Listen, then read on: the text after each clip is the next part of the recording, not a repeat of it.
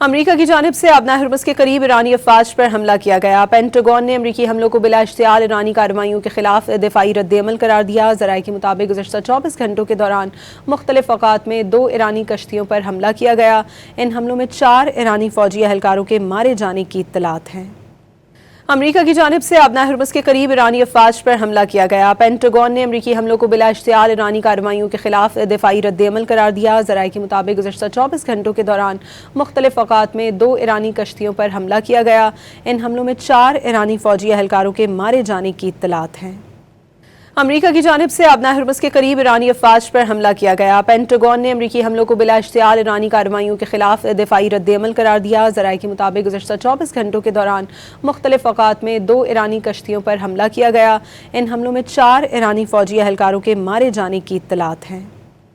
امریکہ کی جانب سے آبنائے ہرمز کے قریب ایرانی افواج پر حملہ کیا گیا۔ پینٹاگون نے امریکی حملوں کو بلا اشتعال ایرانی کارروائیوں کے خلاف دفاعی رد عمل قرار دیا۔ ذرائع کے مطابق گزشتہ 24 گھنٹوں کے دوران مختلف اوقات میں 2 ایرانی کشتیوں پر حملہ کیا گیا۔ ان حملوں میں 4 ایرانی فوجی اہلکاروں کے مارے جانے کی اطلاعات ہیں۔